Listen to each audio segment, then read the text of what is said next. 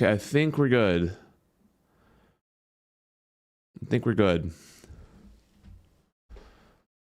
Let me, let's see here.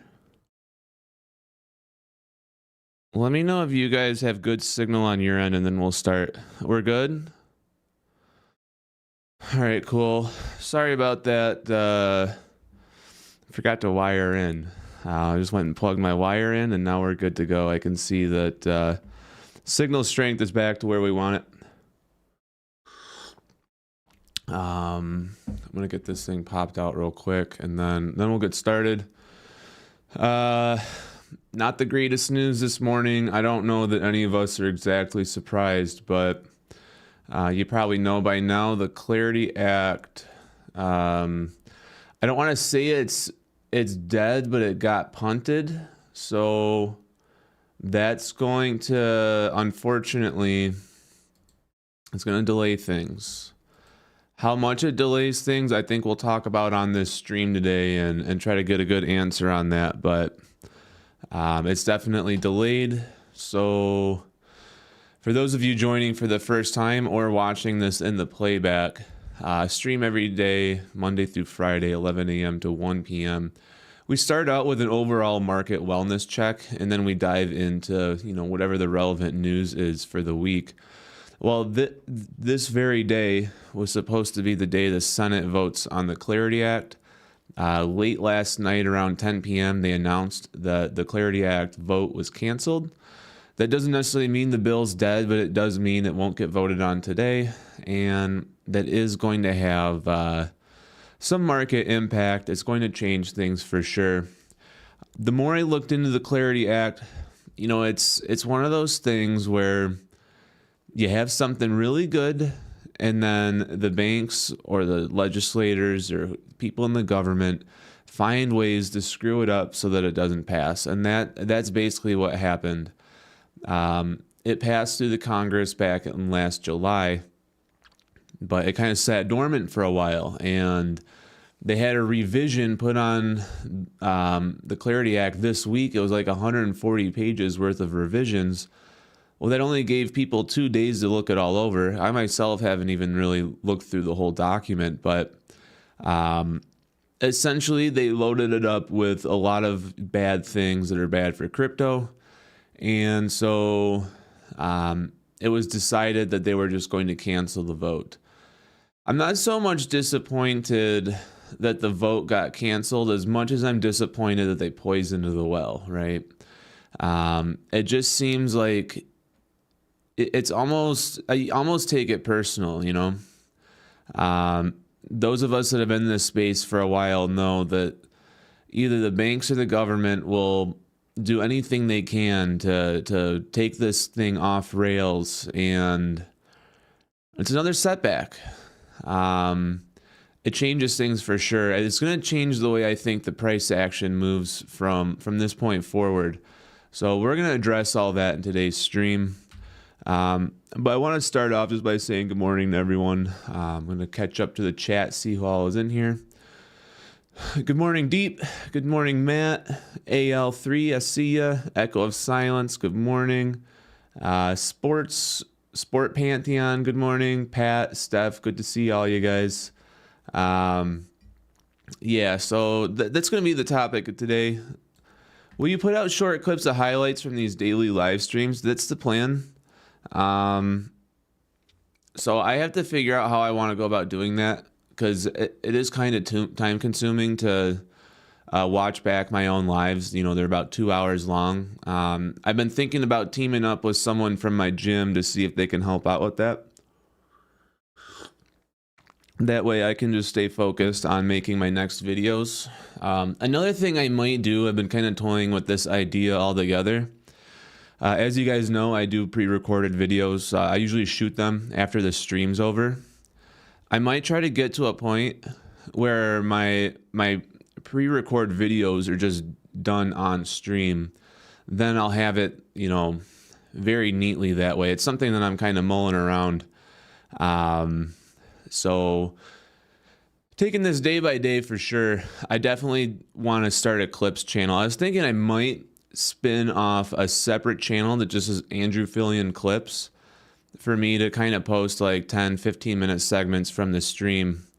I just need to get into a good workflow for that, and it's something that I'm definitely developing. By the way, if you guys are just joining now, we've only got 12 likes on the stream so far. If you guys could help me get that up to 20, that'll just help this stream get advertised in the YouTube algorithm. Try to catch as many people on this as we can, since this is breaking news today. AL says, I know you discussed possession of crypto without the Clarity Act, but what about these tweets regarding earning yields? In my opinion, this is a massive loss for people looking to make passive income. Well, the Clarity Act didn't go through, actually. So if you want to look at it from that angle, this is a big win, because now you can still get that stablecoin yield. And we'll dive into that. I have 2 videos for us to watch today. One from All In Crypto and another one from Waters Above. If you guys don't know who All In Crypto is, he's pretty good in this space. Has a lot of good info. He's been in it for a very long time. He kind of shares my sentiment that as much as we wanted forward progress, the bill was filled with things that in the long run were going to actually be bad for us. And the more I looked into it, I tend to agree. I'm not so much upset that we didn't get the Clarity Act as much as I'm upset that they tampered with it and basically made it something that we can't pass. So that's kind of the perspective I've got on that. Good morning, Black Gold. I see you guys brought me up to 21, so I highly appreciate that. I'm going to jump over markets. We're just going to take a quick look at this. Everything's down across the board. I kind of foresaw that happening. Unfortunately, all of our favorite coins have taken the hardest hits today. So XRP, around the time I went to bed, was around 220. Now it's down to 208. It's a pretty hefty slide. I mean, it's nothing that we haven't seen before, but you know, this is just kind of the stuff that takes the wind out of your sails. I'm not sure at this time what our price outlook is going to be. I think the domino theory is still in play. It might be our only shot at getting a double-digit XRP this year. If with the Clarity Act being punted, there's a chance they could vote on it again later this year. But if midterms don't go well, and you know, I'm factoring in all the crazy things going on outside of the crypto space right now, I don't feel comfortable basing the future decisions off of a Senate vote. If the Republican Party loses seats, that's a big problem for us. Now, I'm not very political in terms of, I'm not Republican or Democrat. I would say I'm something else entirely. I don't want to say I'm a fence sitter either. That's definitely not what I'm going for. But I guess the point I'm trying to get to here is, you know, I know there's Republicans that buy crypto. I know there's Democrats that buy crypto. We just have to accept the facts. The Democrats loaded up this bill with a bunch of stuff we didn't want, and that's what caused this not to go through. So I do have to call it out like it is. If midterms don't go well and the Republicans lose seats, there's a possibility that we get no Clarity Act at all. And that's something that, you know, I think that we definitely have to address. I'm gonna move my camera just ever so slightly because I don't think I'm centered. Just like that. Okay, yeah, that's better. Definitely more time to accumulate, but you know, here's the deal with that. I know a lot of people feel like crypto is their only way out. And you know what? Honestly, if I'm being completely forthright with you guys, I'm in that same boat. I was working as a software engineer for 10 years. I got laid off April of last year, and you know, my life has been a tumbleweed ever since. A lot of the jobs I apply for tend to get filled by offshore people that can do it for a fraction of the price. And, I don't want to go down that too much because I don't want to say things that people might not like. But the reality is a lot of us are into crypto because we might feel like this is our last chance. There's things in the world that are going on. Everyone's situation's different. But you're looking at crypto like, I need this thing to hit. I need it to hit this year. And I have this kind of sinking feeling that, it's going to be a little bit longer. In my personal opinion, I don't think anything changes. I still believe that crypto is inevitable. But if you're basing your financial freedom off of a bull run in 2026, I think right now the best thing to do is try to keep going day by day, make things in your work situation stable, try to just keep your head down, and we're going to have to wait this out. I don't want to say that a crypto winter is coming because I don't have a crystal ball, but right now, if I was on the fear and greed index, I'm probably somewhere right here in the red or the orange myself. We'll see. I mean,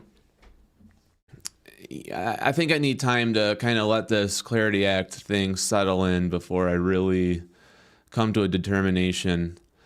One thing that is interesting, Bitcoin hasn't really been affected all that much by this. So if we see Bitcoin is still, up almost 7% for the week, our favorite coins are down, XRP. Anything that rallied in the last week has already been wiped out. Same story for our other favorite coins like Stellar. I know some of you guys are big Stellar fans. Stellar's been whatever gains from earlier in the week washed. HBAR, same problem. All of our favorite coins track with each other. XRP, XLM, HBAR, Flare, Quant. In a way that lets me know what the good coins are. They move together, right? It's almost like there's two different ecosystems. All of our favorite coins, their charts look pretty comparable when you get to it. Bitcoin and Ethereum don't seem that damaged by this. Our favorite utility coins do. So, it's a little disheartening. Quant back down to $75. It was up to $78 at one point. Definitely, sorry, I got a slightly runny nose today. The more I look into Quant, the more I'm putting it in my top 5. I don't know exactly who was the first person to put me on this one, but I definitely appreciate it because I see a lot of potential for Quant. Definitely going into my my small team, my first stream, if you will. They're on my my starting lineup. XDC is following the same trend as all of our other favorite coins. Probably put this one as I'm a football guy. I like football. If XRP is your wide receiver 1, maybe XDC is like your wide receiver 3. I wouldn't say wide receiver 2. It wouldn't go that far yet, but it's still on the team. So that's still someone you throw the ball to. So we got 46 watching right now. If you guys could help me get to 30 likes, that'll help YouTube spread this live so that more people can hop in. That'll really help get this stream going. We're going to be looking at the Clarity Act in a little bit. I want to see if the actual legislation's been updated. We're going to pull up the actual file. Gary says, look at ICP. Is that one internet computer? I'm going to pull it up. I think that's internet computer, right? Yeah, it is. I know a lot of you guys want me to, oh, wow. It's actually one of the only things that is up. And it's up 35%. All right. Well, now isn't that interesting? You guys recommend to me a lot of different coins, and I try to look into all of them as much as I can. We'll get there over time. You guys first got me on Quant. Now I'm looking into XDC and TAO. Once I feel like I know those sufficiently well, I can start breaking out into some of these other coins. It's a big space. There's a whole lot of information out there. And so usually when I'm done with these streams, I spend about 2 or 3 hours just combing through the internet, reading white papers and things like that. So I appreciate you guys hanging in there and kind of being patient as I do my research on some of this stuff, which I guess would be as good a time to say as any. This channel is not financial advice. It's just entertainment purposes only. Also do your own research before, you decide to buy anything. I'm going to catch up here. Josh Laser, Andrew, are you able to keep us updated on which coins are your top 5 every month? Absolutely. I'm probably going to make a follow-up video to the video I did in December saying what my top 5 coins were. That list hasn't really changed. However, Quant would definitely probably be my number 6 coin. I'm still not sure I'd put it in front of Stellar or Chainlink. As of right now, if I was making that video today, first place is XRP, second place Flare, third place HBAR, and then tied for fourth and fifth place would be Chainlink or Stellar.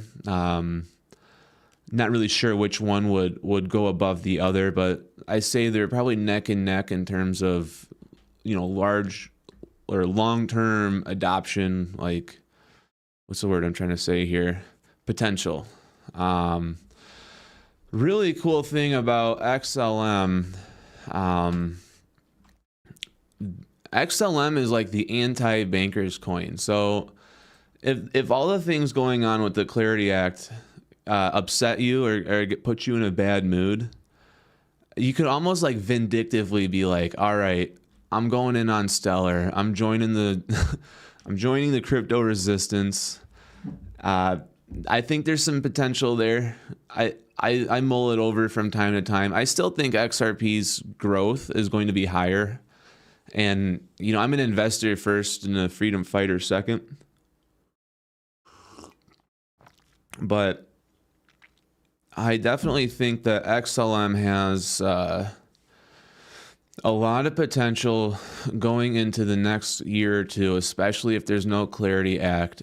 Because what we talked about yesterday on stream is that, we're kind of on the sunset of the Wild West era for crypto. And I made this analogy yesterday on stream.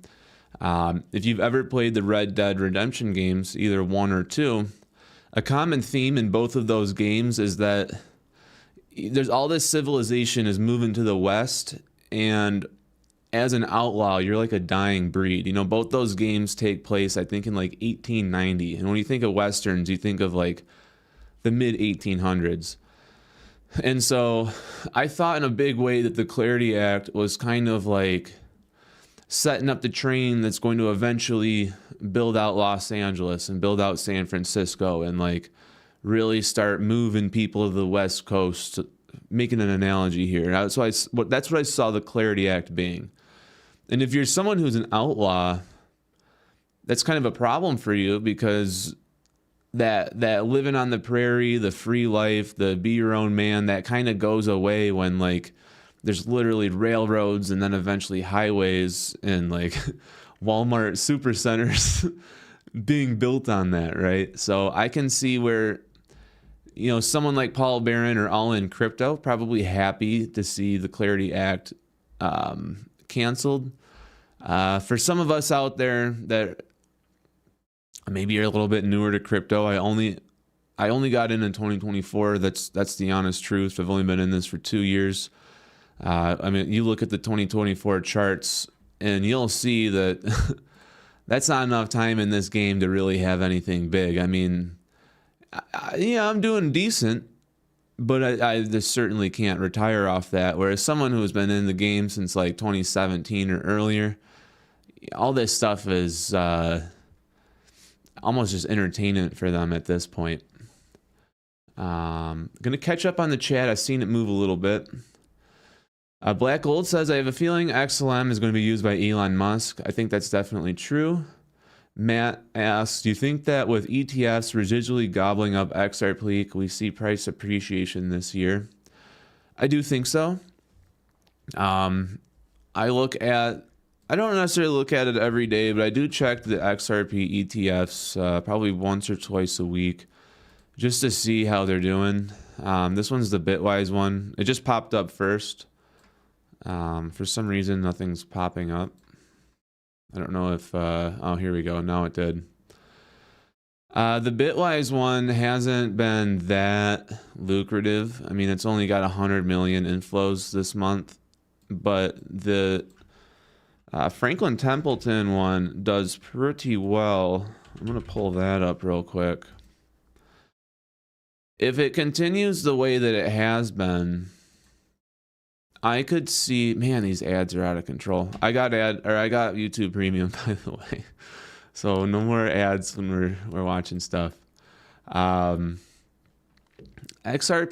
fund flows a lot more than well, I guess they're kind of equal, aren't they? They're both at about 100 million this month.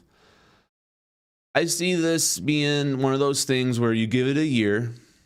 These different ETFs are each probably going to eventually work their way up to about $1 billion in net flows. And there's, I think, 5 live now. There might be more, but I haven't checked for new ones. I know there's definitely 5.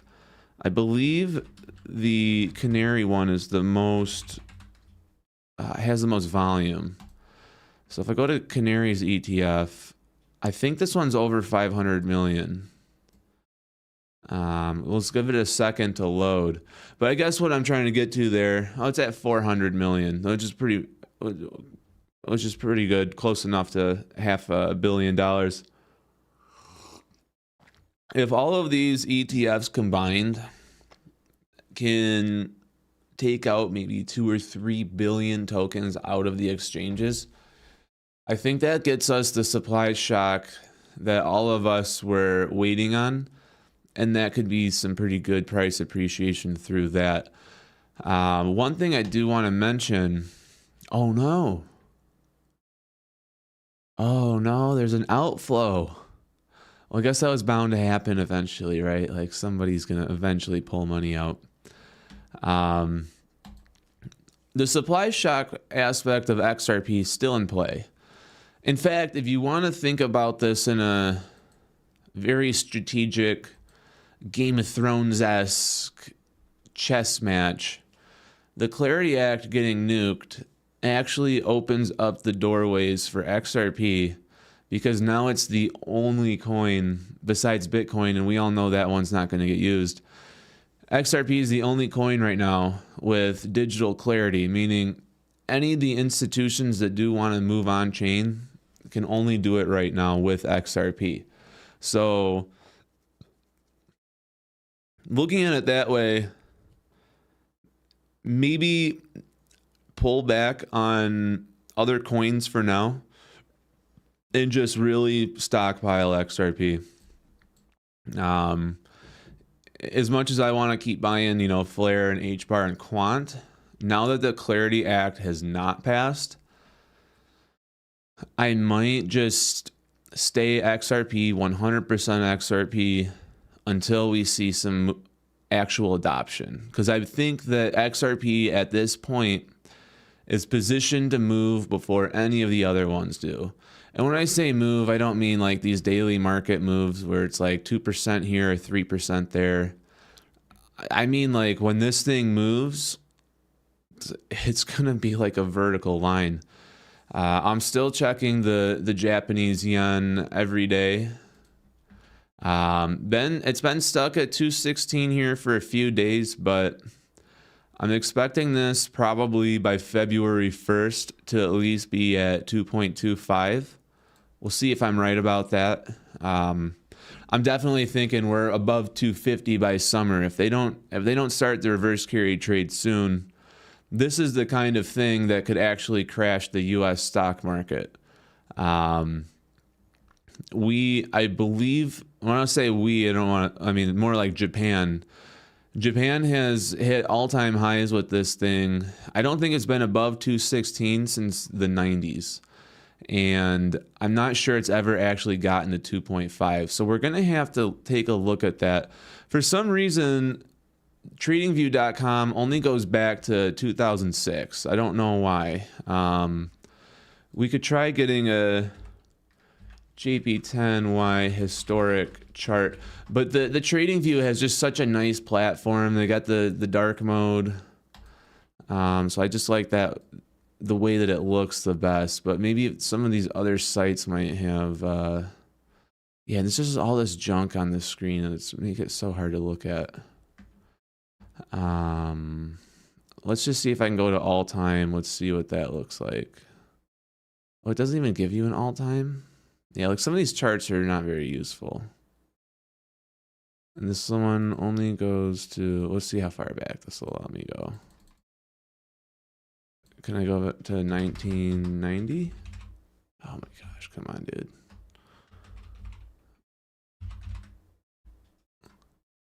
Oh, okay, this one goes to 96. All right, cool.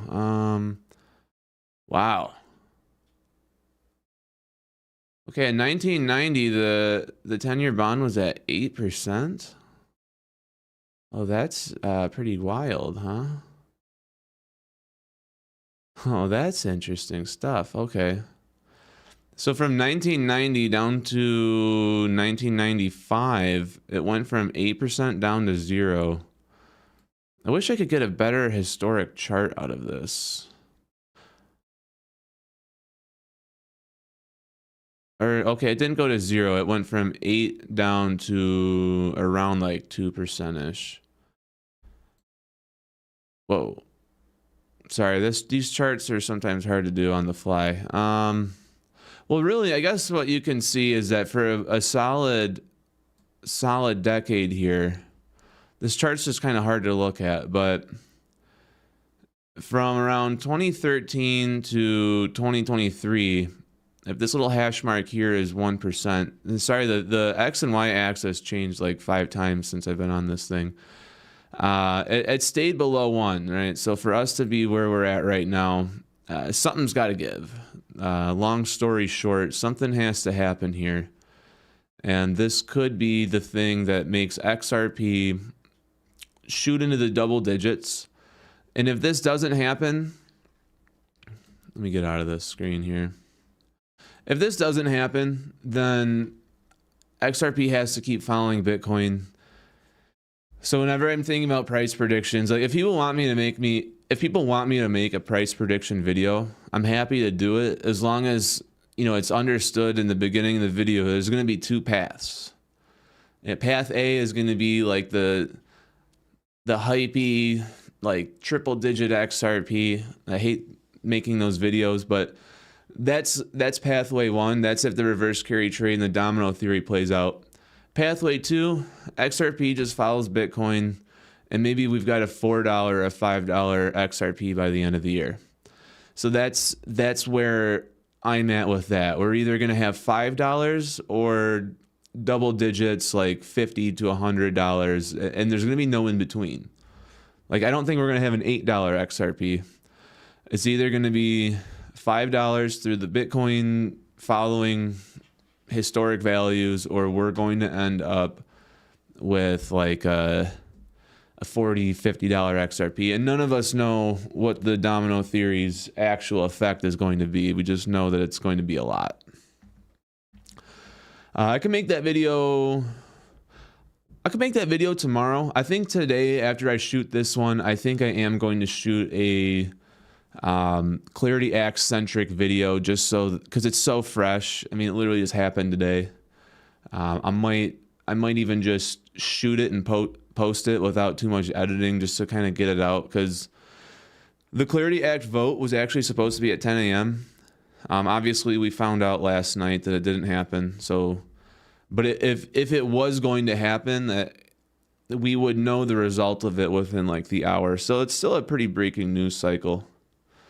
I want to catch up on the chat because I haven't looked at it in a few minutes. So this will just take me a minute. We're going to run through. I'll try to get through every question if I can.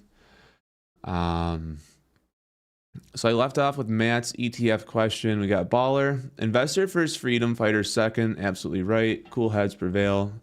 100% agree. One thing I can say on that real quick is that, some people might say, like, what do you need all that money for? Once you get to a point in wealth where you no longer need that money for your own lifestyle, that's when you can start making differences in your community. So I'm always going to be the investor first, because once I've got the capital, then I could do the freedom fighter things. So that's kind of the point of view I have. Leader of Gen Z, I hate watching this stream now. It's pointless. Sorry you feel that way.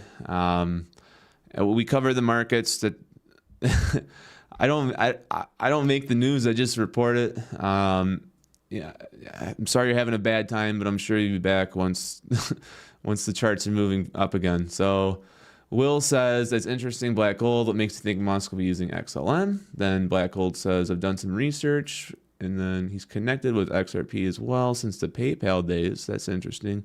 Would like to pick your brain on that, actually. Some of these are you guys conversating with each other. Aman says there might be a drop to 114 before we go vertical. I had that feeling as well. I think it already happened, actually. Well, not the 114 part.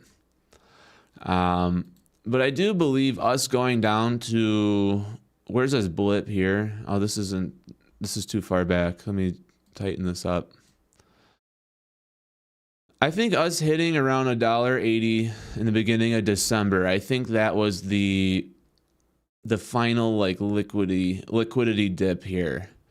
I don't think it's going to go quite as low as what you just said, $1.14. But I think this was it. And as we can see, it did recover up to 240 for a second before dropping back down. I don't think it's going to go too much lower than what it is right now. It just might run flat for a little bit. Good morning, Maria. How am I stacking XRP? I don't want to necessarily get too into my personal details, but I can give you guys at least some nuggets. So this is just what I'm doing. This is not advice for anybody. But since I haven't had like a steady job in the past couple of months, I'm continuing to stack XRP using my IRA. So don't don't do anything that you guys are not comfortable with or anything that you could not handle. I try not to say those kinds of things because I don't want to promote behavior that could get you into hot water. I don't have a family. I don't have kids in the house. So I can afford to be a little bit more risky than average people. I'm still continuing to stack XRP very heavily.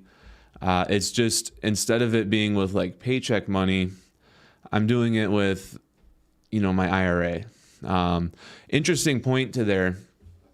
Because the ETFs launched, I don't actually have to withdraw from the IRA anymore and pay the tax penalties. I'm able to buy the Franklin Templeton ETF, which I have been doing. I have Canary open right here, but I've been buying XRPZ since November in my actual traditional and Roth IRA accounts. I have both.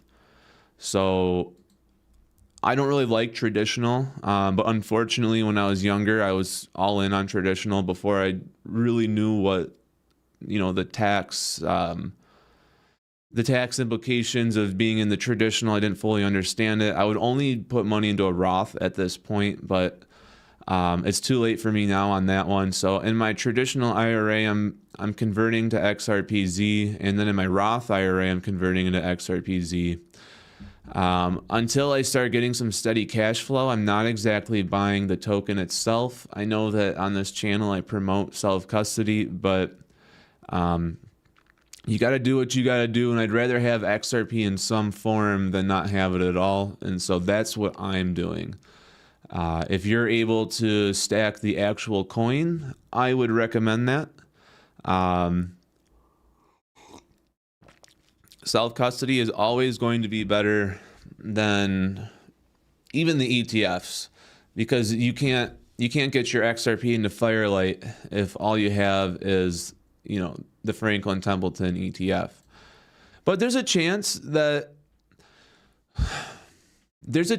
some of these ETFs like Franklin Templeton might try to have some juicy deal with your portfolio that they might just offer a yield on the fund itself, and then they'll do the DeFi on their part and give you a cut. That I don't think they've said that yet, but if I'm thinking about it, it seems like a lot of opportunity costs for them not to do it, because they're going to know that people like us are out here getting DeFi on our XRP, and they're going to want to compete with that. So I'm keeping an eye out for that development. For now, I'm doing what I got to do. We got Lord Xander. Great to see you from New Jersey. Awesome. Always glad to see you guys. I'm glad that we got some familiar faces in here. It makes this a lot easier on my part. So I appreciate you guys hopping in every day. We got Baller. There's an old commercial with a dollar bill at the end of a fishing pole. Here's your dollar. A guy grabs to reach it and gets pulled away. Crypto does feel like that, especially right now. But you just got to stay strong and hang in there, and you got to wait this thing out. Some people have been waiting since 2021, and they still haven't been made whole yet. But it's one of those things, like, once you understand crypto and you know this is the future, there's no turning back. Like, you can't just go back to the regular stock market. So what can you do? You have no choice but to hold on to what you've got. With Black Hole, we got, without clarity in the US, crypto will keep progressing in Europe and Asia at least. I very, very much agree with that. XRP and Quant are the ones that keep stacking as they are being used outside the US already. Huge agree. So for those of you that don't know, when Ripple got sued by the SEC, they didn't stop doing business. They just took their business abroad. And so Japan and Europe, actually more ahead of the United States when it comes to XRP than we are here in the US, and Ripple is a US-based company. So just goes to show, the Clarity Act was busted here in the United States.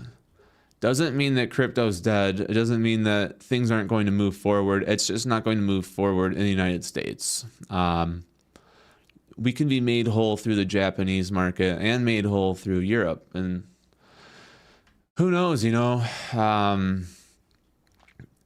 the seeds of change are coming, and certain countries that get involved in this first will jettison ahead of the United States in terms of GDP and things like that if this continues to play out.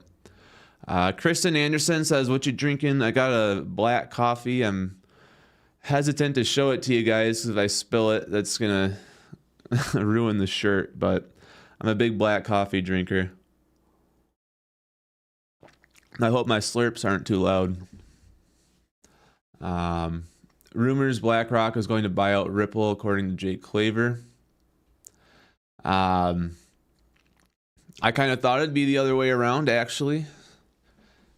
So the way I've been seeing it is Ripple is basically giving these banks an ultimatum. It's use our XRP, or we're just going to replace you. And so BlackRock's too big to buy. So I could see Ripple just buying up everything else and then getting to a point where it's like Coca-Cola and Pepsi, where they're like equal-sized entities, which would be really good for XRP. By the way, I don't know how in-depth you guys are into some of the more geopolitical things, but BlackRock is like enemy number one if you're someone that likes freedom. But I don't know how deep in that rabbit hole we should go. But it's definitely something that I'm aware of, have been aware of it for a long time. I think we're just about caught up I haven't watched Jake Claver in over 2 weeks. So I just can't bring myself to do it since his the way he was so confident and saying that, like hinting that he has NDAs and things like that. I don't trust him anymore, and I'm almost like, can you trust anything that he says? I don't know. So I haven't been watching his content lately. Iman says, look into Kinetic Supply, borrow, hold SFLR, borrow. That's not Tether. I guess I think it's Flare's stable coin, but USDT0. That way you get the upsides of Flare and you can pay back when you want as long as you keep your ratio strong. I am very weary when it comes to any sort of leverage or lending. Of course, you guys are free to make your own adult decisions. It's just I know some people in my personal life just that I've met over the years, and I know one person in particular who took a loan for options trading, and he got fully liquidated, and then his marriage ended, and single dad life. It's just like it's so avoidable if you just play with your own money. That it mitigates your risk, because if not only do you get liquidated on a loan, but now you got to pay that loan back. So his life really spiraled out of control over that. I hope I'm not airing him out too much, but I learn lessons from other people. I see what roads other people have went down and how they get burned, and I'm just like, okay, I need to make sure that doesn't happen to me. So I don't do any sort of leverage, because I heard the horror stories early. I want to jump to Twitter. There's 2 videos I want to show today. So we'll probably do the first video at noon. But I want to run through some of these tweets first before we get into the video. Liquidation of the loan is paying of the loan, just saying.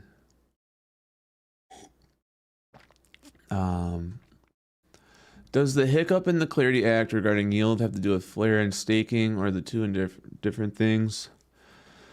Well, they don't want. Most of the problems came through the stablecoin yield, so didn't really affect staking much. But we got a tweet up right here, so. They were basically putting a ban on stablecoin yields. When you stake your Flare, it's a different award system, so it actually didn't affect Flare's DeFi too much. But Flare does have their own stablecoin platform, and that would have been affected. Hey, I appreciate you, Determined. We're currently at 61 watchers, which is, I think, a channel high for me, so that's pretty cool. If you just recently joined, if you could help me out, I'm looking at 43 likes right now. If I could get you guys to just help me get to 45, that helps the YouTube algorithm know to let more people in on this live stream. So every little bit counts when it comes to growing this channel. And by the way, subscribe if you're brand new here watching this live. Subscribe to the channel. We're doing daily lives, 11 a.m. to 1 p.m. Monday through Friday. And then I do like regular videos on top of that. So this infographic right here at a very high level shows us what the problem was in the revisions that they made to the Clarity Act. So all this stuff got added in like a couple days ago. So we got the ban on the stablecoin. That's no good. They have some hostile DeFi regulations that would have been bad for Flare. So this little blurb here says it imposes liability on the developers and threatens privacy. So it could allow warrantless government access to financial records, meaning they would have been able to make Flare their B word. I don't know what words I can say on stream. I'm still kind of new to this, but they would have made Flare their B word, rhymes with itch. De facto ban on tokenized equities. Well, we certainly don't want that one because that is what's going to cause a tremendous amount of money going into the ecosystem, especially with coins like Ondo, which are going to be doing real estate tokenization. So this blurb says it stifles future market innovation, preventing U.S. markets and pushes the tokenization supercycle offshore to other jurisdictions.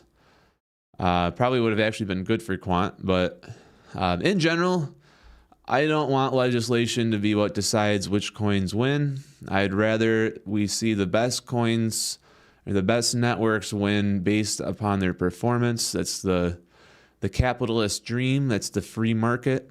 Not thrilled that, as much as I love XRP and quant right now, I'm not exactly thrilled that there's no choice but to go with those tokens purely because of all this regulatory crap. But that's the situation we're faced with. Now, I know a lot of people really don't like this fourth one. It's the expansion of SEC authority. Did I say SEC? SEC. I know that a lot of people want the government to get their hands out of their wallet, and I completely agree with that. Any legislation that makes it easier for the government to get to your money is ultimately not a good thing. Looks like we're up to 64. That's a channel record. You guys helped me cross that 50 mark. I appreciate you. If you're just joining the live stream now, it looks like the numbers are going up.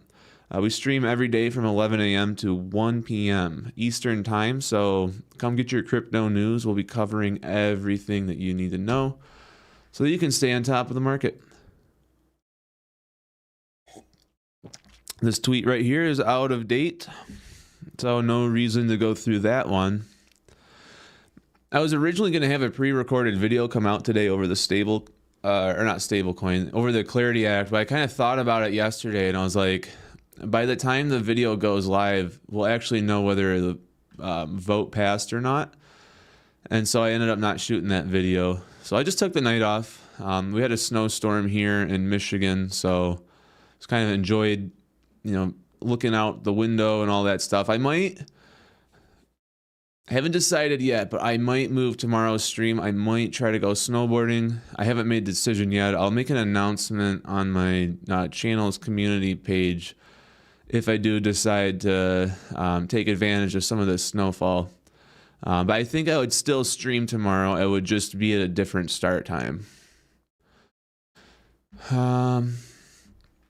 Just more news about about the Clarity Act being torpedoed. This is a Flare related tweet. I thought this was interesting.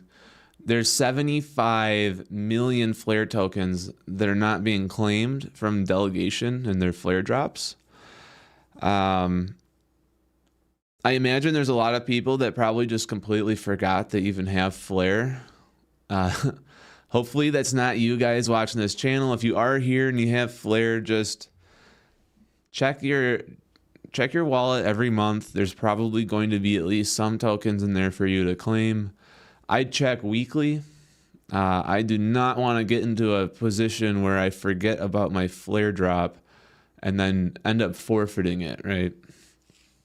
Same would go for delegation rewards. I'm not sure if staking rewards expire. I got to look into that one. But I know that if you don't claim your delegation epochs after 90 days, they do get put back into the pool.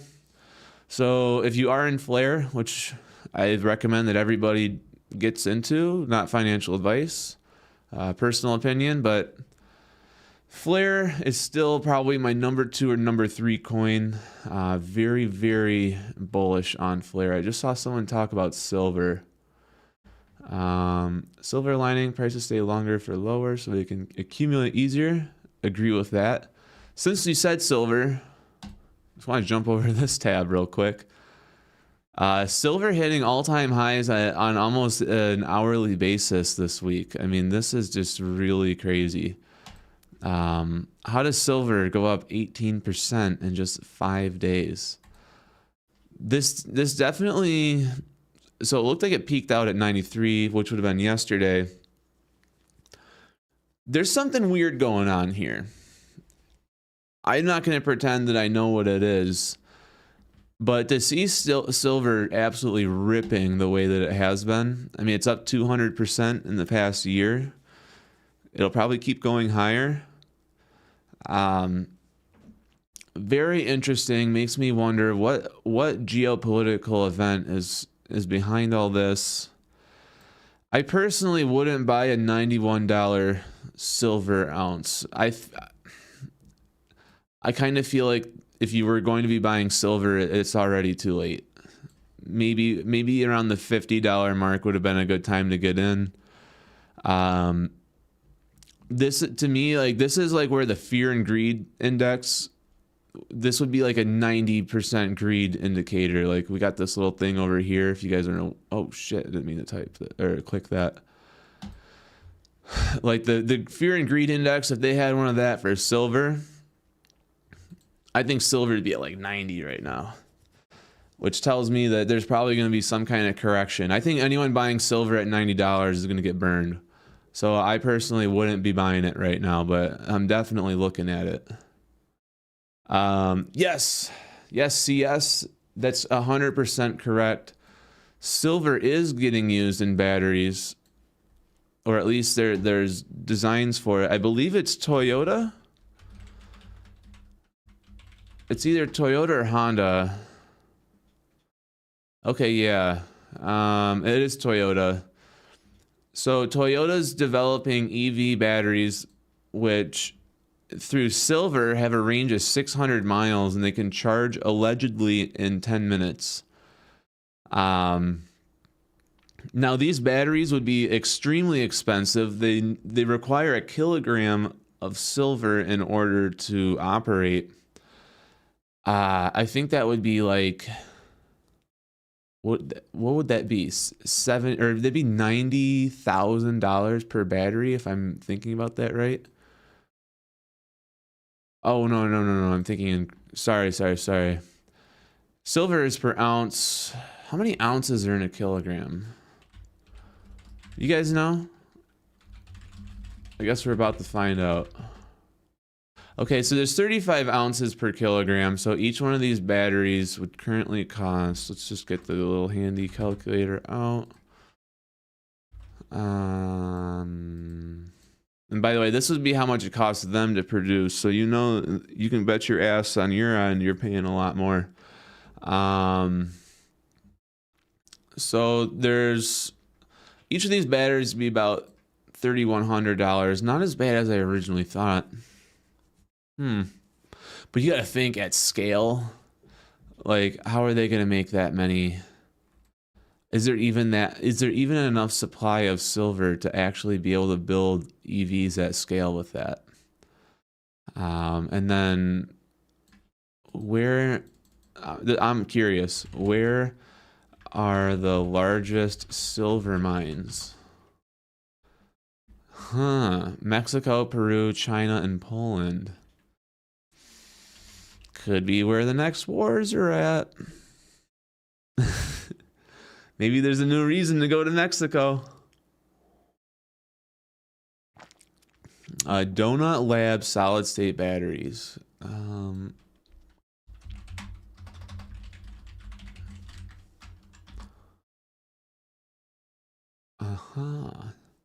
I'll dig into this one offline. Maybe we'll maybe this could be a video in itself. It's around noon, so I want to jump over. I don't know if we'll watch the whole thing, but All In Crypto had a very good breakdown of what went wrong today. We're gonna watch this one. We're gonna watch this one second. This is a Waters Above video. He doesn't post often, but when he does, it's good. So I'm looking forward to that one. Let me see if I can find this. Was it this one? Well, Yeah, the past 24 hours. So maybe we don't watch the whole thing. It is 19 minutes long, but we definitely should start it, and let's just see what you guys think.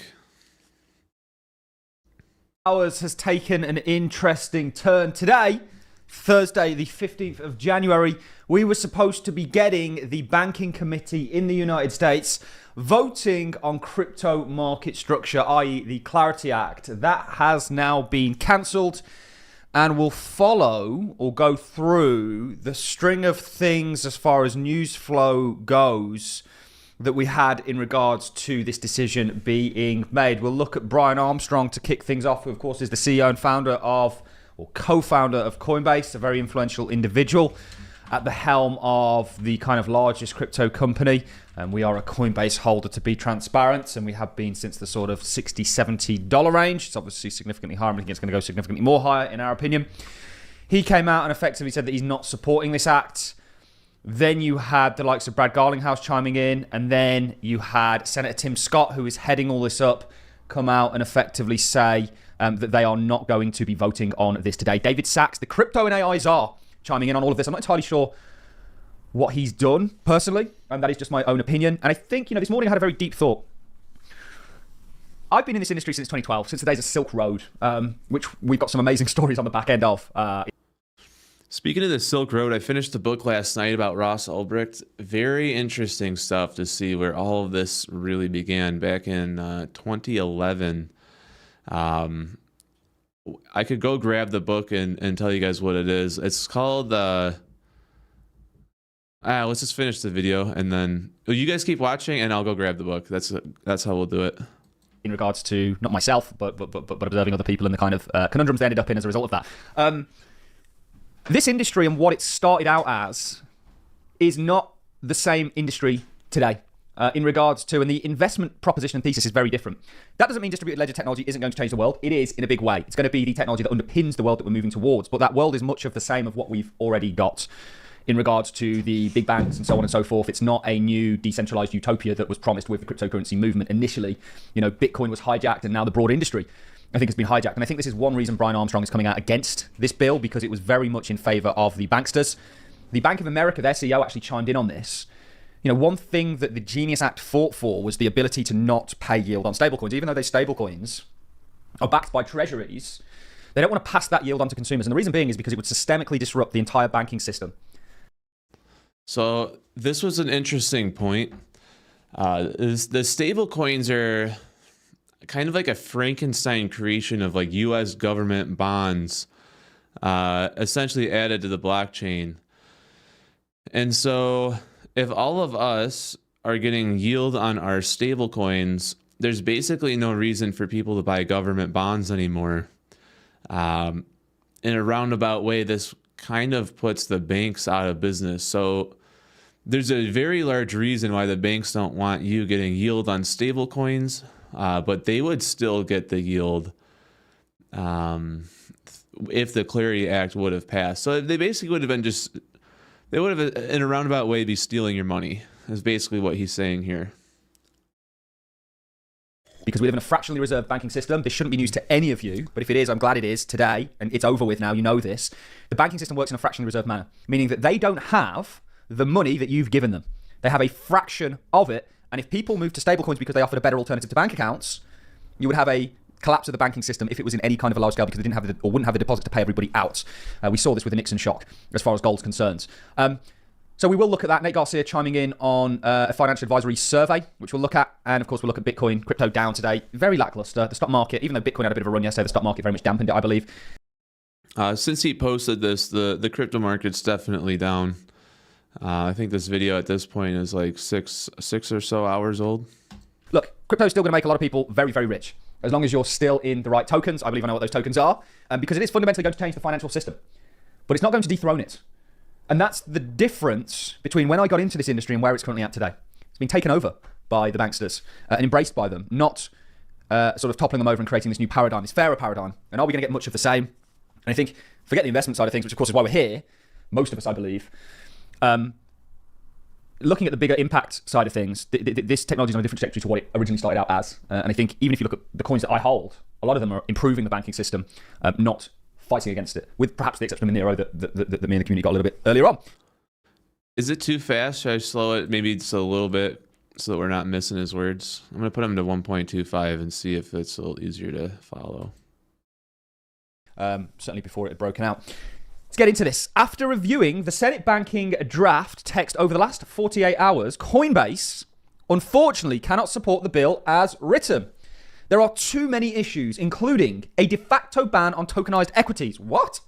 How many of you guys read the entire 200 plus pages? I didn't. I'm glad the likes of Brian Armstrong has. We read a fraction of it. Sure, most people probably just saw the snippets from the likes of Alma Tourette and stuff on X. DeFi prohibition, giving the government unlimited access to financial records and removing your right to privacy. Erosion of the CFTC's authority, stifling innovation and making it subservient to the SEC. Drafting amendments that would kill rewards on stablecoins, allowing banks to ban their competition. And this is... Why are we giving crypto regulations? Like, how have we got herded into this point where this industry that was a threat to the traditional system is now being effectively told what it can and can't do by it?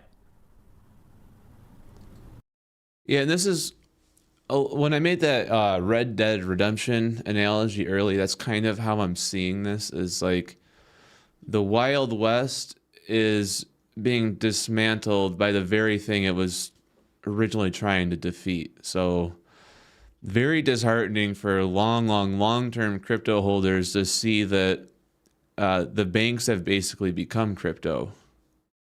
So this point he's making right here is, it's a pretty good one. I think a lot of us wanted the Clarity Act to go through just so that we, get rich quick kind of thing. The more I have time to kind of let this settle, it's like, well, maybe it's a better thing that we kind of wait a little bit longer, and hopefully something like this doesn't ever come to pass. That's something that doesn't perhaps sit too right with me. Again, the investment opportunity of crypto has never been so clear, in my opinion, as a non-financial advisor. Not financial advisor, that's my own opinion. It's going to change people's lives and offer the best ROI out of any asset class. Period. Mark my words on that. Save this. Clip it. Put it on a hard drive.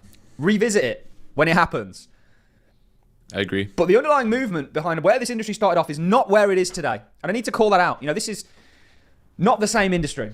He goes on to say, we appreciate all the hard work by members of the Senate to reach a bipartisan outcome, but this version would be material worse than the current status quo. Wow. We'd rather have no bill than a bad bill. Hopefully we can all get together to a better draft. We'll keep fighting for Americans and for economic freedom. Crypto needs to be treated on a level playing field with the rest of the financial services so we can build this industry in a safe and trusted way in America. This bill was, in hindsight, about hamstringing the cryptocurrency space. I'm actually quite optimistic that we will get the right outcome. With continued efforts, we will keep showing up and working with everyone to get there. This is Brad Garlinghouse. This is on the back end of it. The Senate Banking Committee Clarity Act is a result of more than 6 months of good faith, bipartisan negotiations, and has benefited from consultation with industry participants, legal and academic experts, and key stakeholders. Who are those stakeholders? Also, why are we leaving it to people that don't even understand this technology to legislate it? Okay, we need regulations, right? If we want to exist in the US markets, there needs to be regulations. But by these individuals, by the people that are literally sponsored by the banking sector that wrote the bill, Brad Garlinghouse's take, while long overdue, this move by Senator Tim Scott and the banking GOP on market structure is a massive step forward in providing workable frameworks for crypto while continuing to protect consumers. Ripple and I know firsthand that clarity beats chaos, and the bill's success is crypto success. We are at the table and will continue to move forward with fair debate. I remain optimistic that the issues can be resolved through the market process. So Brad also saying, look, this is... So I think that we can probably leave this one here, but I don't think the Clarity Act is necessarily done for good. I'm going to look up the actual Clarity Act. We should be able to see if it was fully rejected or not. Because they didn't vote on it, I think it's still actually in play. It's just not going to happen in January. So if I look at the latest actions, it doesn't show the markup or anything like that, which I think is odd, but I don't think it's rejected either. So right now it's in the Senate. I'm going to see if there's anything we can click here. Okay, for some reason the bill doesn't show. Well, here's the committee meeting. Maybe this just hasn't been updated yet, but I think it's still in play. It just it was definitely not happening in January. I don't know when the next time is that they can regroup on the Clarity Act, but I think it's probably going to be a couple months. So yeah, we got Amon. The bullet points contested are pretty few. Seems like it wouldn't be too long to hammer out. The paranoia I have on that is that, you know, those bullet points are very, you know, obvious to fix. So it's like, who's putting those bullet points in there to begin with?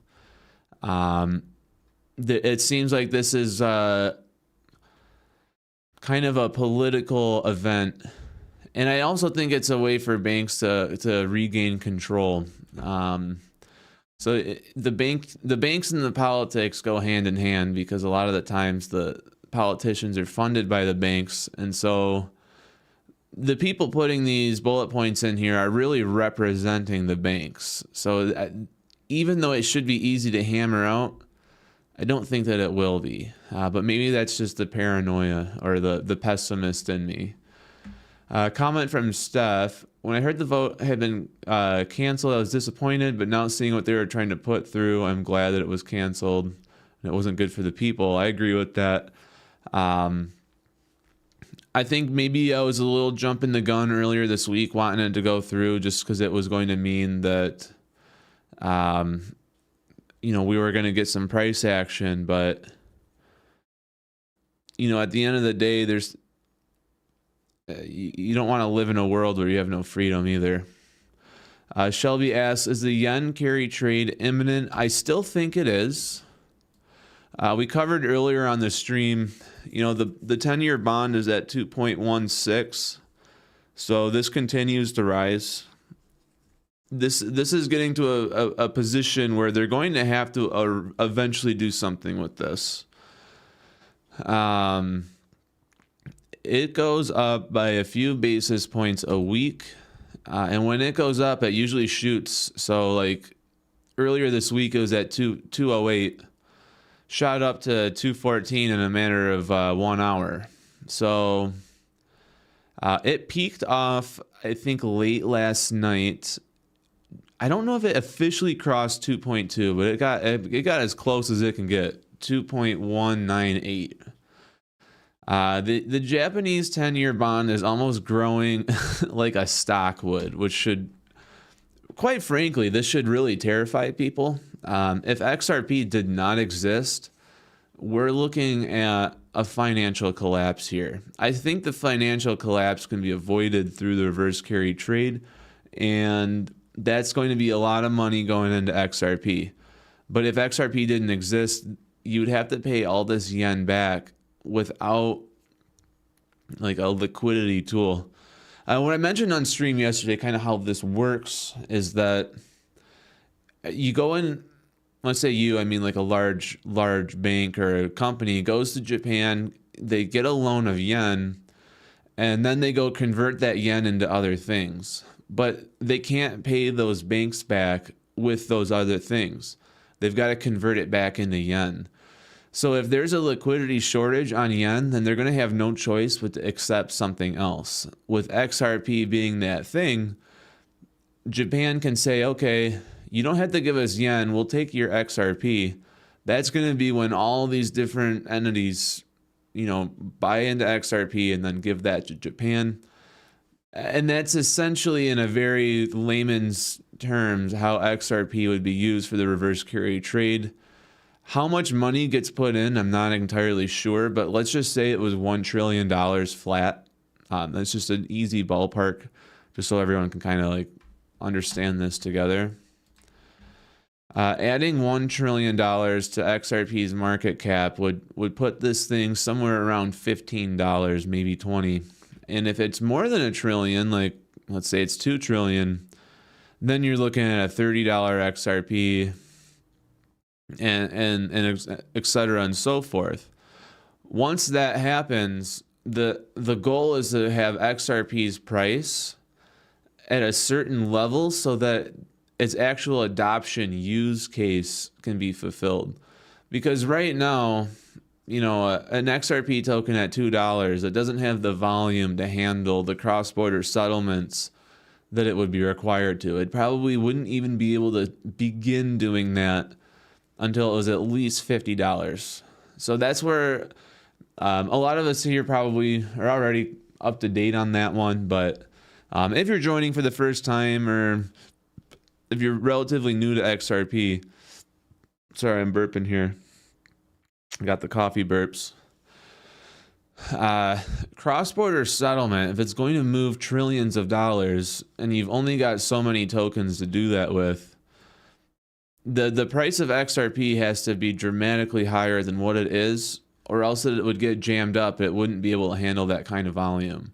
So if XRP was just going to be moving, keep it very simple here, if it's going to be moving $10 trillion, it needs to have a token that can handle $10 trillion.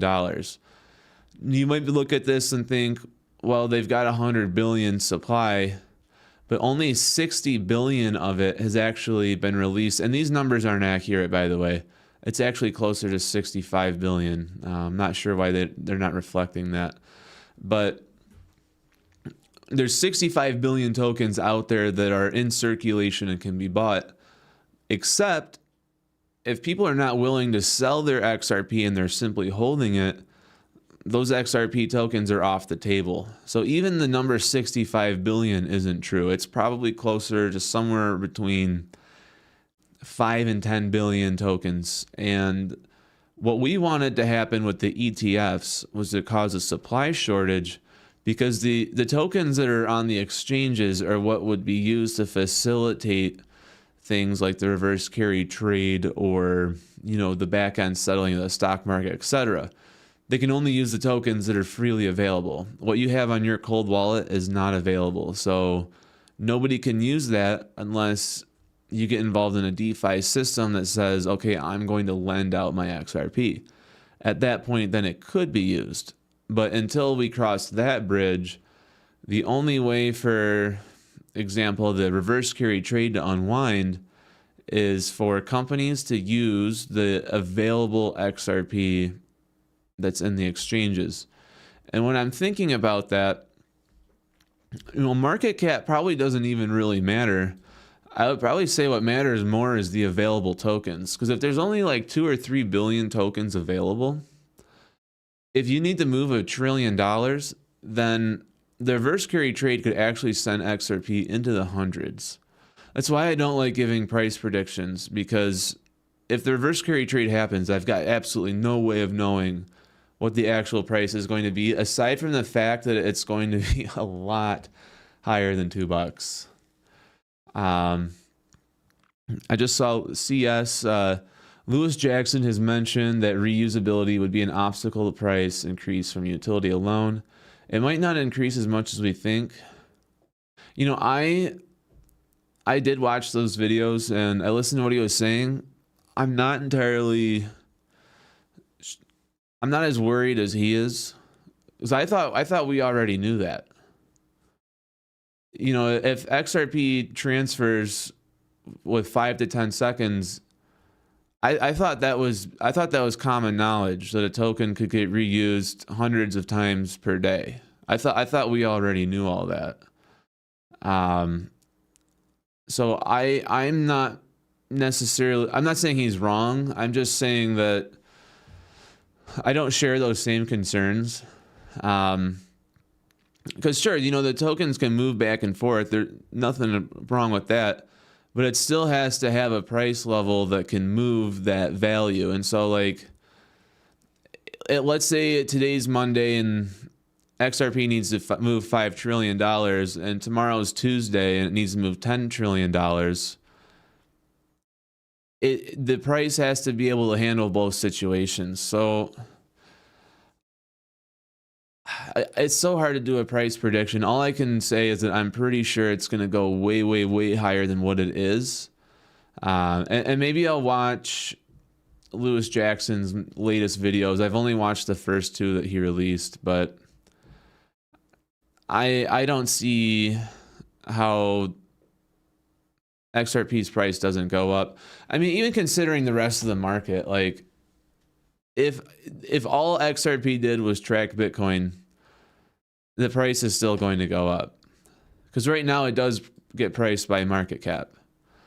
So if people just buy XRP because it's number 4 or number 5 on coin market cap, it's still going to go up.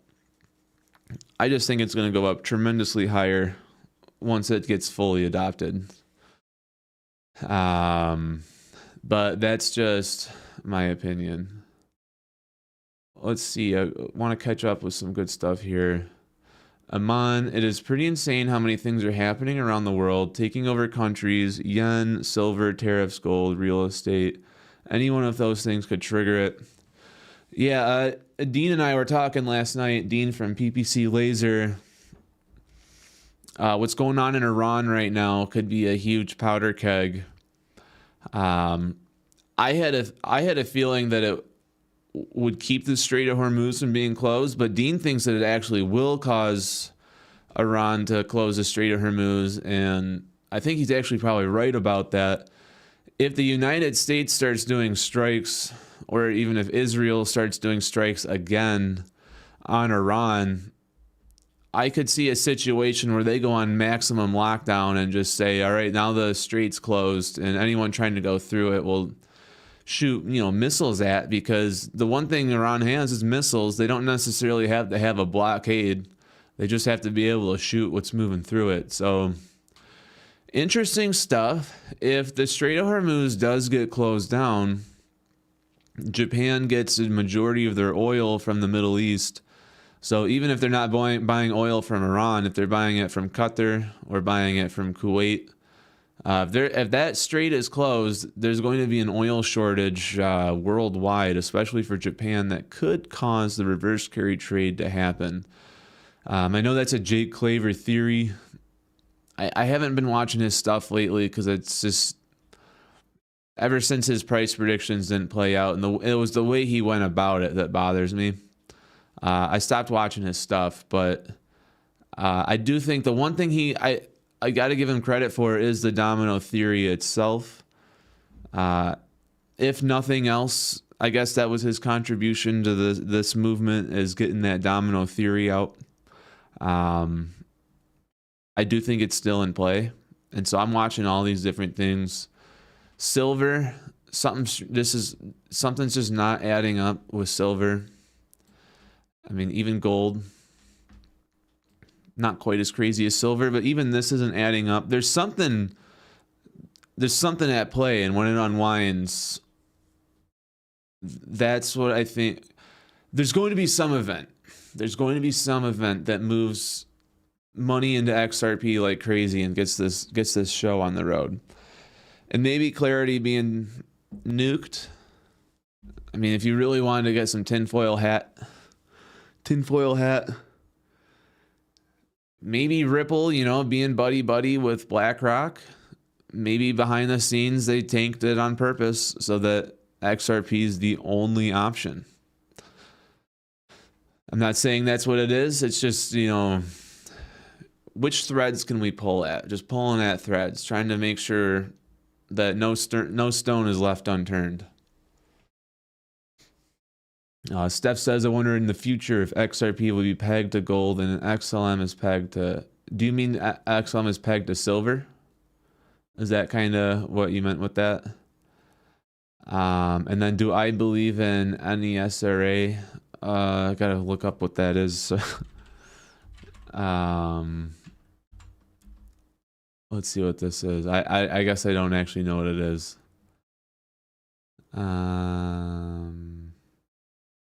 Let's read through this real fast because this is I kind of had a feeling that's what you're saying. I could see something similar to that. XRP being pegged to gold and XLM to silver. It could I could see how you could come to that conclusion. I do think the U.S. dollar is on its sunset years. Whether we move back to a gold standard or a crypto standard, I don't know that U.S. Treasuries are going to be a tier one asset for much longer. I think XRP has a chance of actually taking that spot, but only time will tell. I'm going to read through this because that was an interesting comment. An older family member of mine confided in me that they bought bonds a few years ago and are now excitingly expecting a very large payout. I asked what brokerage, and they said Gasara, like global economic security things. I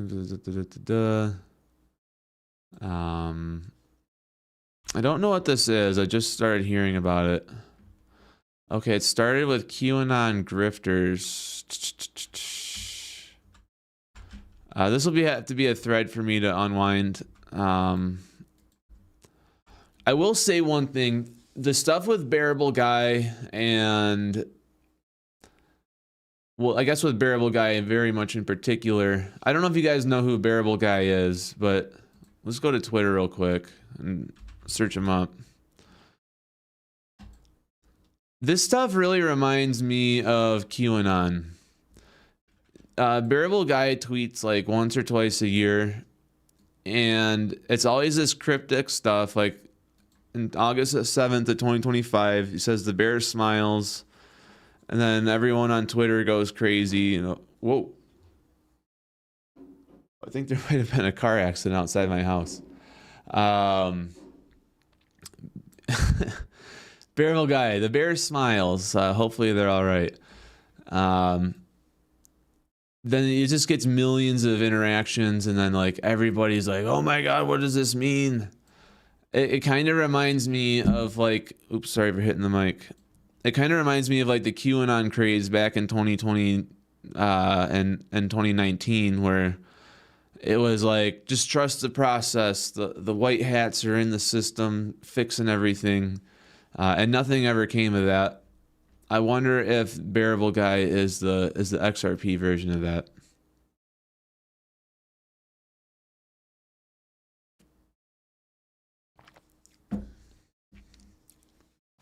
To Aman, yeah, we've looked at Canton a little bit on this stream. I can't find anywhere to buy it. So I use Gemini and Coinbase. It's not listed on either of those apps. I know that it's supposed to be JP Morgan's darling coin. I don't know if I trust a bank to make their own crypto, or I don't know if Canton is made by JP Morgan, if it's made by Wall Street, but it's on Kraken. Do you know? You might know more about it than I do then. Is Canton created by JP Morgan, or is it something they're partnering up with? Because I couldn't necessarily get the right answer out of that when I was looking into it. All I could see was that JP Morgan's involved with it. Because if it's JP Morgan's coin, I don't want to... So it's not? I'll have to look more into it then. Because there's been a few people on this stream that has asked about it now, and okay, so JP Morgan is just using it. Okay, that's a little better than what I originally thought. When I was first going through headlines, it made it seem like it was their coin. I can click away from this tidal wave. So we'll just. That'll be something I continue looking at. I don't personally use Kraken, so I don't know. You can call it laziness or whatnot, but I don't necessarily want to buy it or have multiple exchanges. So I use Coinbase and Gemini, and two is already enough for me. So, this is a weird what. That ended up being nothing. But I guess just to wrap up that thought, all this Bearable Guy stuff, I don't know who this is, but it just reminds me of the QAnon craze. Watch out for CC strikes.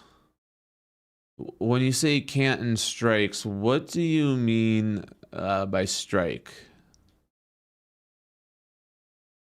They were in secret for most of their development. Started around when ETH was developed.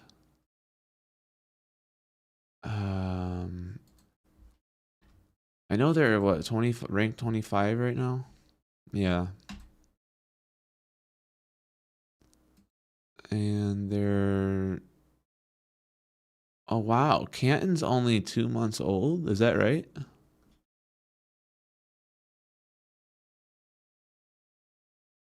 Oh. Okay, yeah. Watch out for okay, watch out for copyright strikes. Is that what you meant?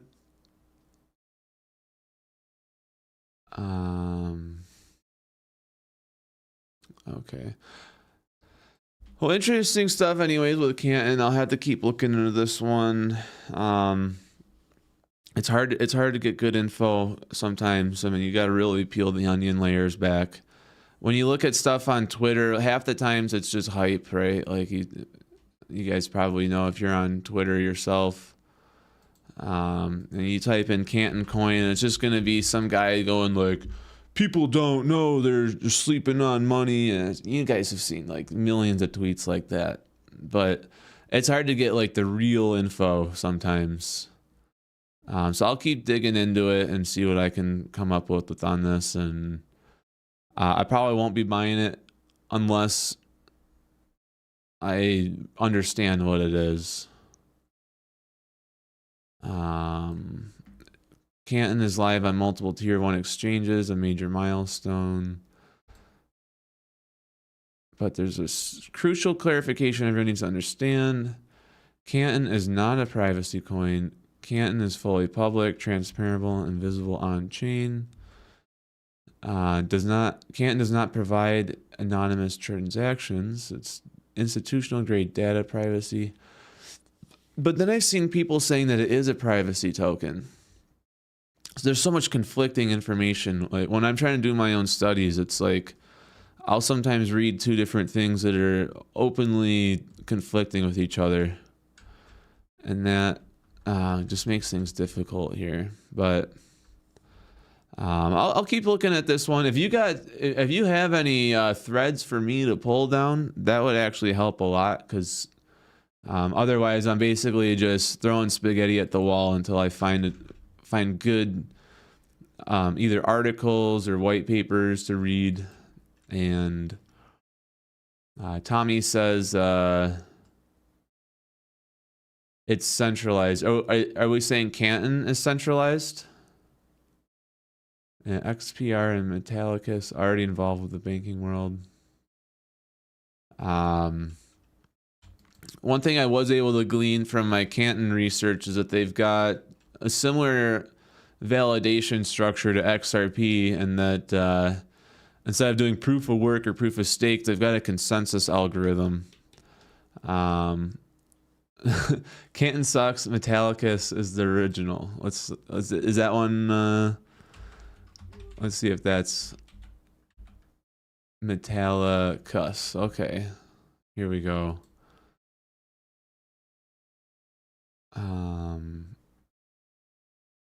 Is this even available to buy on the regular site? Oh, let me try it one more time. Metallicus.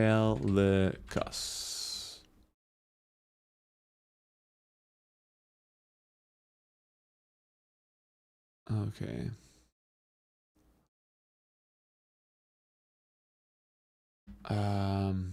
Seems a little bit too obscure for me. I probably I mean, I can look at I don't mind looking stuff up, but I don't know if I want to buy something with so little data.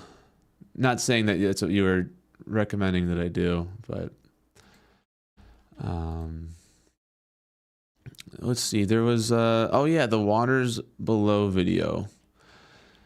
I'm gonna start the video. One of the side effects of drinking a bunch of water when I stream So it makes me have to use the bathroom. So I'll start the video for you guys, and then I'll jump in in 30 seconds. I really gotta go. Welcome to another day in the Matrix. This is Waters Above, and I hope you're all having an amazing start to this new year here in 2026. This year has already started off spicy, and I'll be real with you all. I personally feel 2026 isn't just any other year. The energetics of this year are very unique, and over the next couple months leading into March, you're gonna see a lot of things go down, and I want to kick off today's video with some words of wisdom. Right now, you need to invest your attention wisely. Right now, more than ever, because they're going to do everything in their power to distract you over the next couple months. And if you want to embody success right now, you'll need to protect your energy and stay focused. And when you're finished watching this video, I want you to take the rest of the day to script out what you will accomplish this year. Not what you might accomplish this year or what you'll try to accomplish this year. There is no try. Script the outcome, fall in love with the process. What I miss? I'm gonna speed him up because I think he does tend to talk slow. Where's the speed up button? Ah, here it is. Oh, by the way, I think it's probably a good time to mention, totally optional, but I have a membership program. If you guys want to join that, there's not a whole lot of extra features I have available for you guys right now, but every little bit does help me keep this channel operational while I grow the user base and keep pumping out videos. So I think there's a join button somewhere on the screen for you guys. It's optional, up to you. Let's get back to the video. You got this. And I know this is supposed to be a crypto video talking about XRP, but the thing is, in order for you to be successful investing in these digital assets, first you'll need to develop a more resilient, holistic investment thesis, getting your mind, body, and consciousness in alignment. And then once those realms are in alignment with the outcome you scripted, the clarity of what you need to do with your attention resource starts tapping you into true wealth. So you know what to do. Now let's get into today's video. If you're new here at Waters Above, we're empowering you to unlock your infinite potential with esoteric investing by combining gematria, numerology, and astrology with technical analysis to understand these markets and become a more profitable investor. Now let's take the clear pill. And for today's video, I want us to focus on this specific chart right here. But in order for this chart to make sense while I'm connecting these dots, first you'll need to take a trip down memory lane with me, and we'll recap my last video, which put emphasis on one powerful code, the 47 code, and one date range, January 6th into January 7th, which now of course is behind us. And now that we're seeing Bitcoin break through this local resistance that we've been trapped in for the past couple months, we can now confirm that this powerful 47 code is still in play and we'll continue to pay attention to it. And quickly, before we get into the Bitcoin setup, some of you might be asking, well, why does this number 47 matter? Let me quickly show you. Now, I know this might be new to many of you, but this is the kind of knowledge that brought you here. This is what we focus on here as esoteric investors. So now that you made it here, just know it's for a reason. So what's the 47th element on the periodic table? That's right, it's silver. And now before we dive into that, if you watched any of my videos last year, you'll know that I've been talking about this 47 code all year, since Donald Trump became the 47th president. And what really solidified everything was when the market crashed into April 7th last year, the 4/7 date, followed by this Liberation Day event the week prior. And on that exact date of April 7th, Bitcoin bottomed at 74K. And internationally, you'd write April 7th, 7-4. Then once Bitcoin bottomed on April 7th, the 4/7 date at 74K, it then went on to rally to new all-time highs, which took exactly 47 days from April 7th to May 23rd. And then from May 23rd, it took another 47 days for Bitcoin to hit a new all-time high into July 10th. So this 47 code. This is the Waters Above. Sorry, I'm a little distracted. I was trying to hand out some memberships. This is the Waters Above channel. He covers a lot of XRP content. is quite literally running the entire crypto market. Now, what about the stock market, right? Let's go to the NASDAQ. And we have this key date over here of February 19th. This was the all-time high for the NASDAQ at the time. And when we look at how long this crash took, it was exactly 47 days, which perfectly pivoted on April 7th, the 4-7 date. So now let's get back to silver, the 47th element on the periodic table. It's pretty obvious that silver's on a historic run right now, something that's taken pretty much a half a century to occur. And what you're actually seeing here is something I covered for the first time 5 years ago when I started developing my crypto mastermind. So what you're seeing here is not new to Waters Above, but it is incredible to look back on how things have played out over the past 5 years, which, by the way, in March will be the channel's 5-year anniversary. So I'll definitely be doing something special for that. But getting back to this chart, what I discovered back then, about 5 years ago, was the connection to silver being the 47th element, and also the same price that silver got rejected at during both of its biggest rallies, the blow off top at the beginning of 1980 and the double top in April 2011, both rejected right around that $47 per ounce USD level, over 30 years apart, so 31 years before these two tops. Now, guess how many years it's been since the last time silver made a move like this, which I would pinpoint to right here, the start of 1979, particularly during the month of January moving into February. So we're going to type in January 14th, 1979, and we're on the date of January 14th, 2026. And how long did that take? 47 years. You can't make this up. So now that we've set the tone for today's video, let's just quickly recap on the recent development with Bitcoin, and then we'll circle back to that silver and XRP chart. Now, in my last video, I put emphasis on the key dates of January 6th and January 7th. And the reason for that was because if you take from Bitcoin's all-time high, let me quickly get back to the Bitcoin chart. Bitcoin's all-time high was on October 6th. Many of you are aware of this. I'm going to type in October 6th, 2025. We're going to go to November 21st of 2025. And the reason for that was because that was our bottom date, our local bottom. So you can see it took Bitcoin 47 days to crash from its all-time high at the end of the year into the local bottom, just like the stock market took 47 days to crash from its all-time high at the start of the year into April 7th, the 4-7 date. So we have like a perfect mirror effect between what happened at the beginning of the year to what happened at the end of the year. And again, stock market crash 47 days at the beginning of the year. Then we have Bitcoin crash 47 days at the end of the year. And all the while, silver is on a tear. So what's even more wild is the fact that November 21st was during the 47th week of the year 2025. So this is how I personally identified the key dates of January 6th into 7th in my last video, because if you take from the November 21st bottom and you move over 47 days, you're going to get to January 6th or January 7th, depending if you count the end date or not. So my analysis on that time was to expect Bitcoin to trade sideways for 47 days. And I called this simply scenario number 1. At the time, a lot of people were actually anticipating an immediate buyback. And I was saying I wasn't expecting that because this 47 code and the fact that Bitcoin had 47 days of sideways over here before hitting a new all-time high made me feel like we had a mirror effect. So we had the 4-7 day bottom, 47 code, and then we went up 47 days new all-time high. Sorry, I just wanted to interact with the chat real quick. Tommy has a good point that I tend to agree with. He says XRP doesn't need clarity as well. Soon it will be off exchanges and you'll only be able to buy drops of XRP. It's been planned from day one. I do think that's something that is coming. I don't know when it will happen, but I envision a future where the only way that you can buy XRP is through the ETFs. We'll see if that plays out. Opposed to here, we had the all-time high, and then for 47 days we crashed. What followed this was 47 days of sideways. I anticipated 47 days of sideways at the lows as opposed to the top. Then a lot of people were simultaneously calling for Bitcoin to just continue dropping lower in the immediate short term. So it was very polarizing at the time when Bitcoin completed this crash moving into December. There was a lot of people that were instantly expecting a move up past 100K, and a lot of people expecting us to dump further into 70K. So my analysis at that time was simple. 47 days of sideways holding the range, and the odds of this being the bottom are highly likely at the time because of it being 47 days after the all-time high.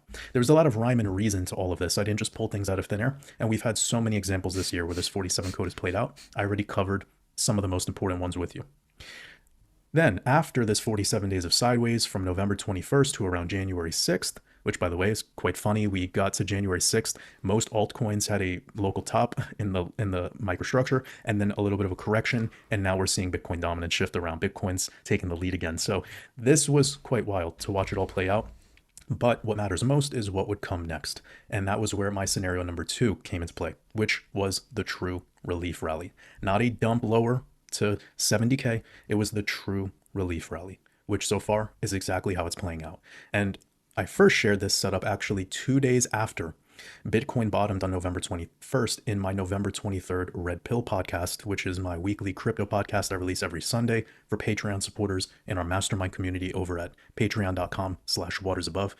And by the way, the mastermind community membership will be increasing in price soon. So if you want to lock in your membership at the current price, you can head over to the link in the description to join our community of conscious investors. And just so you're aware, my current Patreon supporters will, because I'm really taking things to the next level. Sideways, January 6th into January 7th, and we did in fact have Bitcoin break this range recently.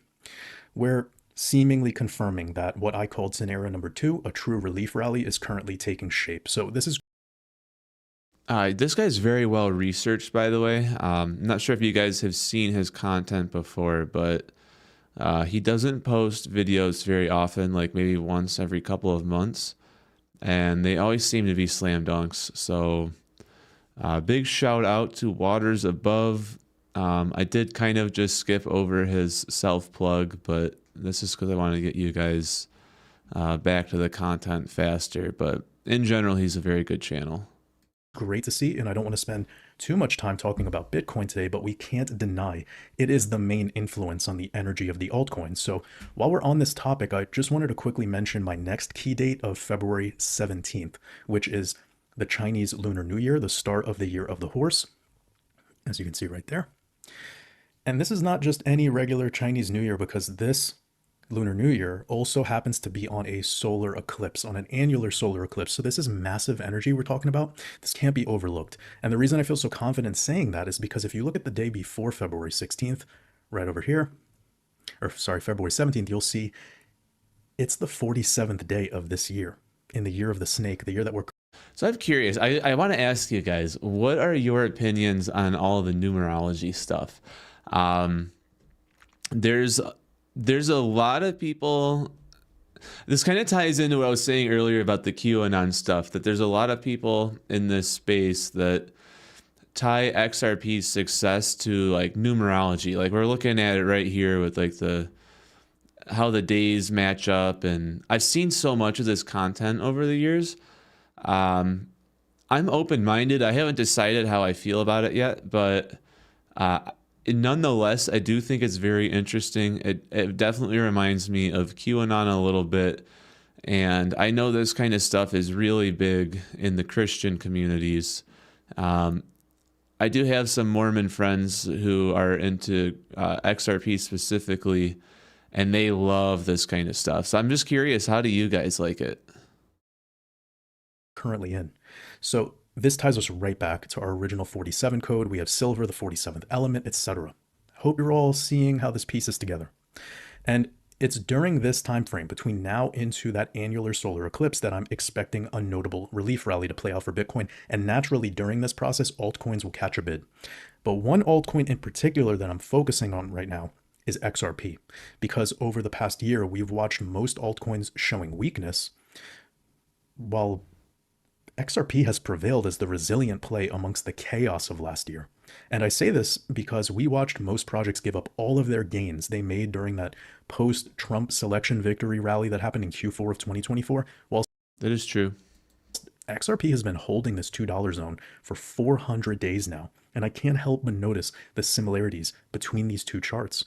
What you're looking at right now is the silver chart at the top and XRP right below it. And this is what I'm calling the accelerated silver chart. Now, just take a moment to look at the structural similarities here. Even the rally that silver had from 1971 to 1974, which eventually led to that historic blow off top, it looks so similar to what Bitcoin did in the 2017 cycle with the double peak and the pause in between. But of course, just much more accelerated in comparison. And the concept of accelerated price action is not something new to us here in crypto. We have multiple cycles under our belt to prove this, and over 15 years of chart history for Bitcoin to overlay on the traditional markets. So this is why I'm confident even entertaining this idea here. This is not for clicks or for likes. This is how I truly feel things are going to play out for XRP. XRP is playing out an accelerated version of this macro silver chart, which right now you can see is going on a parabolic advance. We're not there yet, but we're building out the structure for this move. We have the January 2018 blow-off top for XRP mimicking the January 1980 blow-off top for silver. Then we have the Q4 2024 rally for XRP mimicking the rally that silver had in 2011 into the double top. And then once silver stalled out after that double top, it started building support on previous resistance, just like XRP did all of last year. And this is super important to see how all of this resistance that we faced in 2021, when many altcoins were experiencing an alt season at the time, but XRP was suppressed during the SEC versus Ripple case, we're now building a 400-day support on top of this zone. Now, I personally feel like the rally silver had in July 2020, following the C19 crash earlier that year, is the same rally that XRP just experienced in July 2025, following the tariff crash earlier that year. Same month, same president, same V-shaped recovery for everything across the board after the narrative-induced crash. Now, I don't want to sound like I'm going to be right here, because I've been wrong, and I admitted where I was wrong in the interview I just had with the Bearable Bull a couple of days ago. Shout out to him.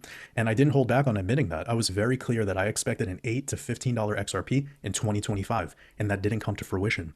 And I'll take that experience and use it as fuel to improve my craft and refine my methods and come out better on the other side, because I never give up. And I'm truly dedicated to bringing you all the most unique outlook on these markets. So I want you to all know that I'm inspired to be better every day at what I do. And perhaps that inspires some of you. Because one thing I know that separates greatness from mediocrity is the ability to fail, yet still stay focused on your vision, to get back up from a loss and use that experience to fuel your momentum forward. And the secret to utilizing these words that I'm saying and not just hearing them and then in your head going, yeah, I know that. Well, the secret is the awareness that this specific type of fuel that's produced by the essence of resilience in response to hardship instead of in reaction to the situation at hand. Listen closely. Just know that this type of fuel is what powers leaders. It's the fuel within the greats. And it's my vision to inspire greatness within all of you, because I truly feel that none of you here are following me. As I say, right now, I'm speaking to the ears of leadership, and I know your heart can hear me.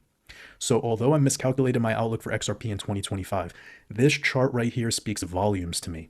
And if we were to calculate the acceleration of each of these phases for silver compared to XRP, all of the maths that I've done point to this year, here in 2026. So my $8 to $15 XRP call is still valid. I believe we are being suppressed quite a bit, specifically in this asset. I'm sure many of you here also agree with me, just like silver was suppressed. And look at what's happening now.